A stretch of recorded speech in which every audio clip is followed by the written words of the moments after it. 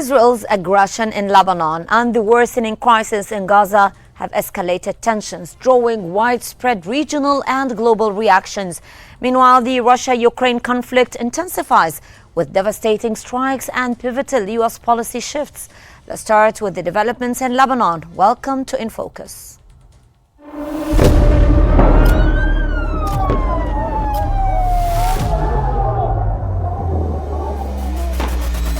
كل المستهدفين هن مدنيين.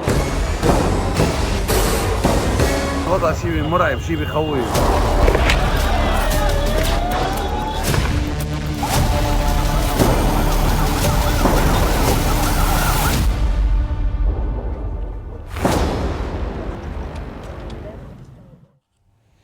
The Guardian has shed light on the horrifying aftermath of an Israeli airstrike that targeted the Civil Defense Center in Doris, Lebanon, leaving 20 people dead, including 15 first responders. The report details the grim reality faced by emergency teams who continue to recover remains amid twisted rubble and melted equipment. What stands out is the deeply troubling question posed by resources, or rather rescuers. Why would a state-registered civil defense center be targeted? As one local official noted, Israel is trying to terrorize people indiscriminately, striking civilians, ambulances, and emergency workers. This incident is part of a broader campaign that has devastated Lebanon, with over 3,400 lives lost and 1.2 million displaced since the intensification of Israeli strikes. The targeting of healthcare facilities and responders mirrors a deliberate strategy of dismantling critical infrastructure, as seen in Gaza, drawing severe condemnation from international observers.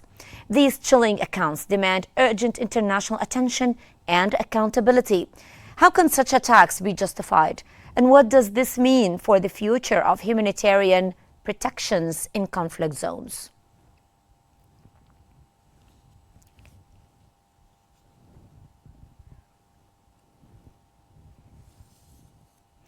The Israeli occupation military has reported detecting around 30 projectiles crossing from Lebanon into northern Israel. According to the statement, the air defense system intercepted several of the rockets near the coastal town of Nahariya. Meanwhile, sirens rang out across the upper and western Galilee, signaling a state of heightened alert in the region.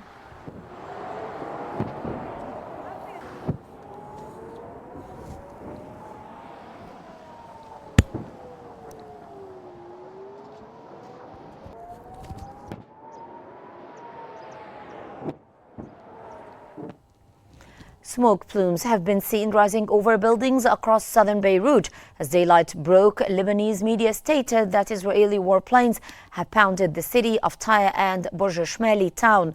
The occupation army also targeted the town of Khiyam and the plain of Marja'iyun amid gunfire bursts heard.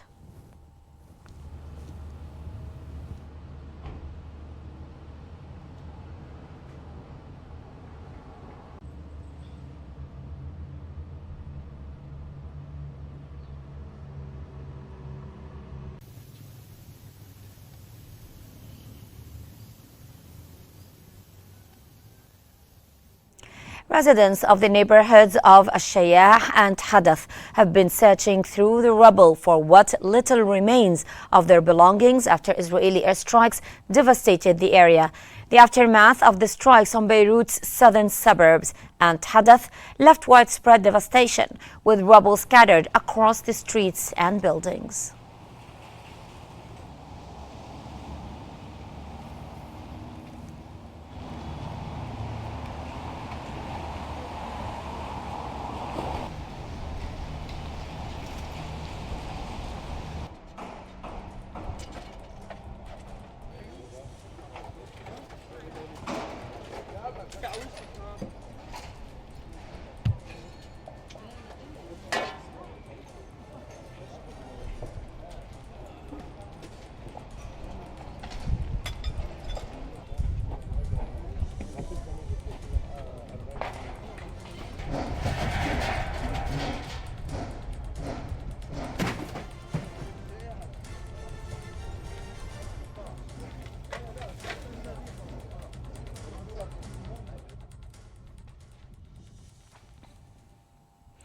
And in this segment, we delve into the latest developments with our guest, Dr. Ramzi Ouda, Director of the Research Unit at the Palestine Institute for National Security Studies, joining us from Ramallah. Thank you very much, Dr. Ouda, for being with us.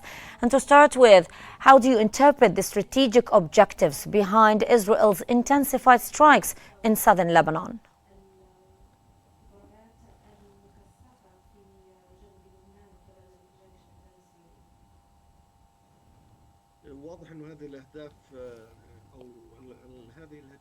In fact, these attacks are quite substantial, and some of them target Hezbollah-affiliated infrastructure, or let's just call it the incubating environment for Hezbollah, which is located in the south of Lebanon. And in fact, the warplanes of Israel have targeted a lot of areas incubating Hezbollah in the southern Dahia, or suburb of Lebanon. We know that Hezbollah rejected Hochstein's proposal.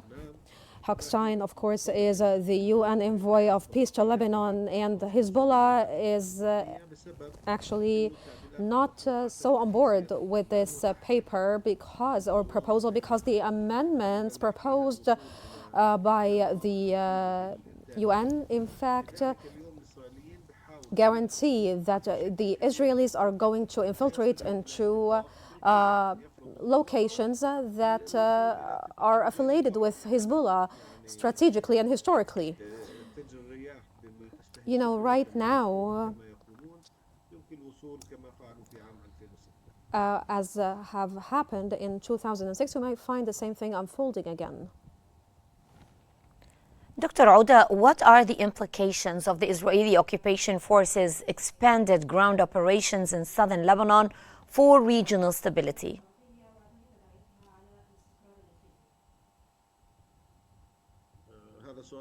In fact, this is a very important question, because what the Israeli occupation forces have been doing for nearly 2 months right now is a grand incursion into the Gaza Strip, and as well they are practicing genocidal genocide right now in the south of Lebanon. That's what they're doing, because they are targeting not just military centers but civilian venues as well.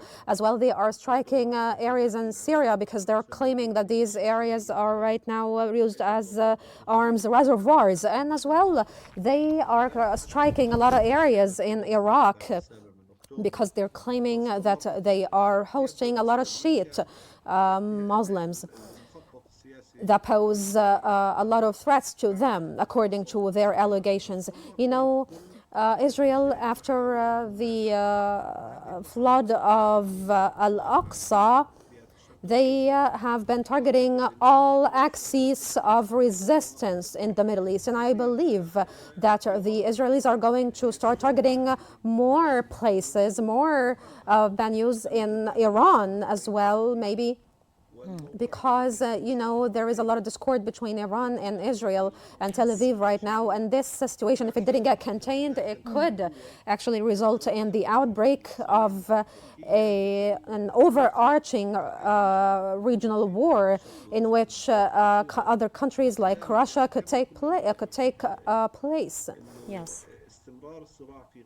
Or could play a role. And so the conflict unfolding in Gaza is going to jeopardize the Arab national security. And that's actually what is happening right now, because Israel is expanding the scope of the war, as we can all perceive. And of course, these escalating military operations by the Israeli forces are going to, of course, hinder the maritime shipping movement in the bodies of water in the region. And as well, this is going to destabilize the sales of arms, the sales of all kinds of goods and commodities. And right now, we're going to see that the region might actually get dominated completely by the Zionist lobby. And I think that the meeting that was held in Riyadh and the representation of Egypt and Jordan in this meeting attests to the fact that these Arab countries that participated into the Riyadh summit, in fact, understand very well the jeopardy and danger of Israel. Dr. Oda, how significant is the death of Hezbollah spokesperson Mohammed Afif in the context of the ongoing escalation?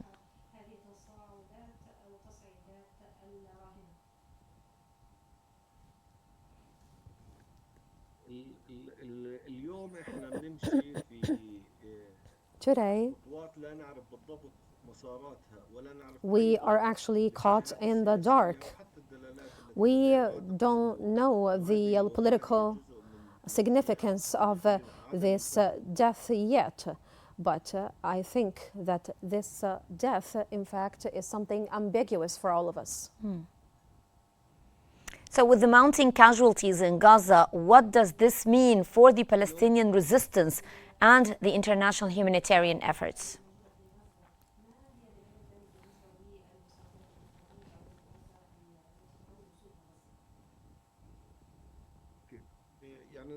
آسف انقطع الاتصال ويبدو أن فهمت أنه انقطاع المساعدات إلى شمال قطاع غزة وحتى إلى غزة ككل. In fact, humanitarian aid, regarding humanitarian aid, there are reports that prove that only 15 trucks are allowed access into Gaza. And of course, this does not suffice to provide the nationals of Gaza to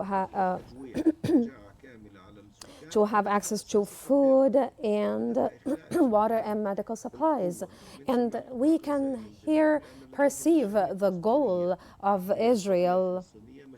And, you know, they just want to terminate and liquidate this cause of Palestine altogether. You know, the cabinet government of Israel, in fact, ratified a secret agreement which is some kind of a plot to level all the entire perimeter of Gaza. And they are doing this leveling in Gaza secretly and in a very clandestine manner because they want to get the settlers to relocate to the Gaza Strip. And as well, they want to displace Palestinians from a lot of regions like Beit Lahia in order once more for them to establish permanent settlements. Yes, I get your point, and I'd like to thank you very much, Dr. Ramzi Ouda, for sharing your perspective. And as these developments unfold, the international community closely watches the evolving dynamics in the region. So next, the Russia-Ukraine conflict intensifies as well, with devastating strikes and key shifts in U.S. policy.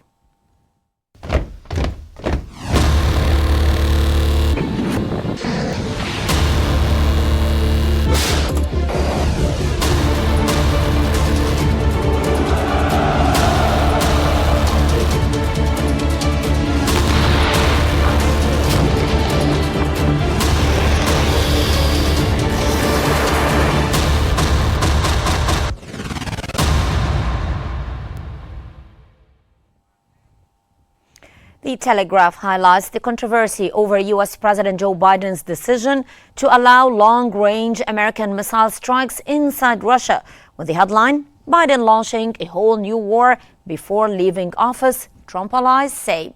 Critics, including Trump allies like Richard Grenell and Elon Musk, argue this escalates the conflict, with Musk calling it a proof that libs love war. Supporters, however, see it as a strategic move to bolster Ukraine's defense against persistent Russian aggression. Actually, the timing during a U.S. power transition raises the questions. Is this a genuine effort to strengthen Ukraine's hand in negotiations, or, as critics suggest, a risky escalation. With Europe cautiously responding, this decision could significantly shape the conflict's trajectory in the coming months.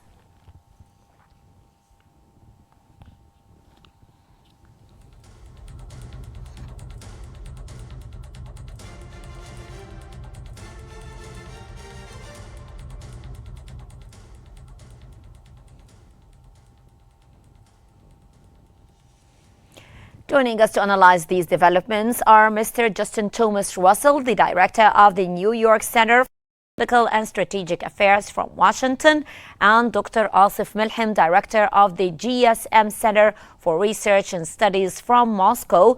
Welcome, gentlemen. And I would start with Mr. Russell. Sir, how significant is the U.S. decision to allow Ukraine to use long-range weapons for strikes inside Russia? What might this mean for the trajectory of the conflict? As always, thanks for having me. A significant upgrade in the U.S.'s ability to support Ukraine in defending against the aggression from Moscow and Russia. What we're seeing here is a situation where they are going to have an offensive capability, a long distance strike capability to take out some of the Russian forces that are just to the north and on the far eastern regions in the far eastern front. What this also does is a signal to Moscow that, while Kyiv has been on the defensive and more recently a little bit on the offensive, this offensive capability gives Kyiv the ability to reach further into Russia, which could start impacting Putin's ability to maneuver and create a front that could be aggressive into suppressing Ukrainian defenses. Mm-hmm. Well, Dr. Milham, from a Russian perspective, how is the Kremlin likely to respond to Ukraine's expanded strike capabilities, especially with the use of the ATACMS systems?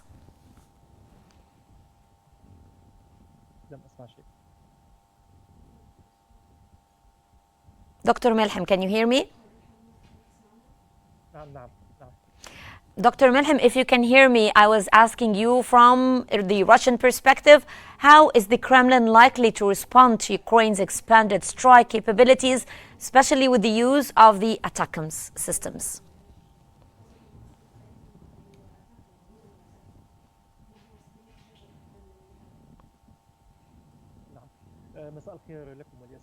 Good afternoon, ladies and gentlemen. In fact, my lady, from a technical military perspective, this decision is not at all going to affect the field. In fact, a lot of missiles are being used in the eastern rocket, and the Russian troops working there are being hit with these missiles, but they still kept advancing. And the technical reasons for that are actually multiple. Like the Stomp and the Tom Shadow are actually only launched from warplanes. And so these warplanes approach the borders. Mm-hmm. And of course, when they do, they can be downed by aerial defense systems related to Russia. And regarding regime missiles, in fact, once more, Katakamsia missiles, in comparison to Shadow missiles, they are not so potent and can easily be downed by the military forces of Russia. Mm-hmm. In fact, I think that what's happening right now is a political war between Russia and the United States and rising tensions between the two states before Trump comes finally to office. If we noticed today the comment of Elon Musk, the platform of X, he literally said that the coming 2 months before Trump comes to presidential office are going to be extremely long and tumultuous. And in fact, if the tension between NATO or between Russia and the United States, then Trump might not be able to officially hold his position in the White House, and the authority or the American administration, the Democratic American administration, might actually stay more for longer. Mr. Russell, back to you. What are the potential risks of the U.S. decision to lift restrictions on the long-range weapon use, and how might this affect the international stability? Well, the long-term effects are, how does Vladimir Putin want to spin this or posture this? If Vladimir Putin feels that Western weapons are a direct attack on Russia by NATO, even though there's no direct boots on the ground involvement in the attacks, this could possibly drag NATO into a possible fighting war on the eastern fronts of the NATO borders. That's always been a threat. Do I think that Vladimir Putin is going to make that move? I doubt it. I think it's more saber rattling. We heard him as early as today saying that if he does see any Western-made cruise missiles, such as the Scalp system, if he sees any of the ATACMS, any debris, or if it attacks any Russian forces, he'll consider that a direct attack on Russia by NATO. But I don't think that that's a reality. I think what this will ultimately do is I think this is going to have to force both sides, both Moscow and Kyiv, to come to the negotiating table and look at a possible solution to this. As is the case with any diplomatic negotiation, not everybody's going to be happy. Some people are going to have to give up something. But this definitely puts the onus on Moscow to come to the table, knowing the fact that they have the capability with the ATACMS to go deep into Russian territory. Well, we all understand that negotiations are all about compromises, and we're going to have to wait and see. Dr. Milham, back to you. How might this shift in military tactics by Ukraine influence Russia's ongoing strategy in its aerial and ground operations?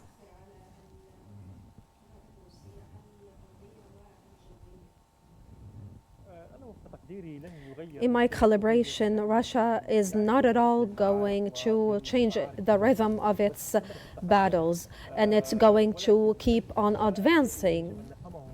But what we have to understand here is that if Russia disregarded the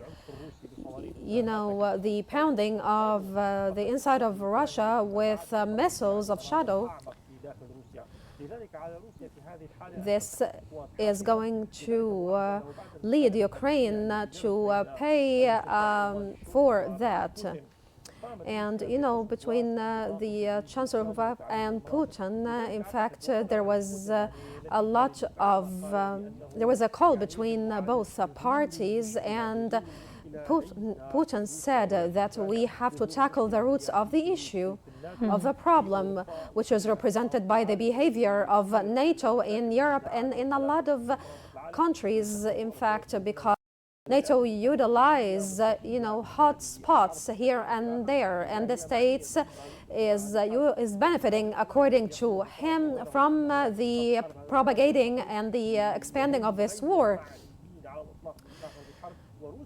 And Russia, it seems, is not ready to stop the war, is not motivated to stop or to halt this war if no security pillars are going to be instilled in Europe first. Mr. Russell, does the Biden administration's shift in policy signal a change in how the United States views its role in the conflict? How do you see President-elect Trump's contrasting views in this regard? Well, I mean, Biden has been a very staunch supporter of military support to the Ukrainians. That continues on, especially with the announcement today of the green light on the ATACMS system. What I think we're going to see is there has been a definite push by both Republicans in Congress, being led by the overview of President-elect Trump, where he's looking at this as a way to bring everybody to the table. He's got a strong relationship with Vladimir Putin, according to him. He says Putin will listen to him. So I think the Biden administration's basically got 2 months to get everything that they want done strategically in supporting the Ukrainians before the Trump administration comes into power in January of 2025. Congress goes back into session, and we start seeing the drawback of financial support to the Ukrainian military. It's basically a rush to the finish line to see how far the Ukrainian military can push the Russians back before Trump gets into office, and this is a big move to support them in doing that with the ATACMS system availability on the offense. Mm-hmm. I'm afraid we're running out of time, so Dr. Milham, I would like you to tell me briefly. Now, with reports of North Korean troops supporting Ukraine's northern border, how might this alter the dynamics of the war and Russia's geopolitical alliances?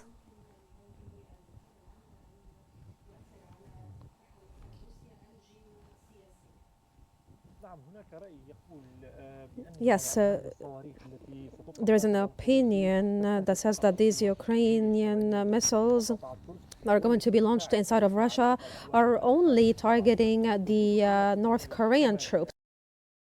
Of North Korean troops in the north of Russia, in fact, is considered a breach to the Russian sovereignty. You know, lives in the east of Russia look a lot like Korean Chinese, and so how are they going to single them out in order to target them and not the rest of Russians? But of course this is going to Well, I'd like to thank you very much both, Mr. Russell and Dr. Milham, for your valuable insights. Thank you very much. And the complexity of this conflict continues to change the global diplomacy, and we will remain focused on its developments. Ladies and gentlemen, that wraps up our episode today for In Focus. Thank you very much for watching, and stay tuned for more updates here on Q News.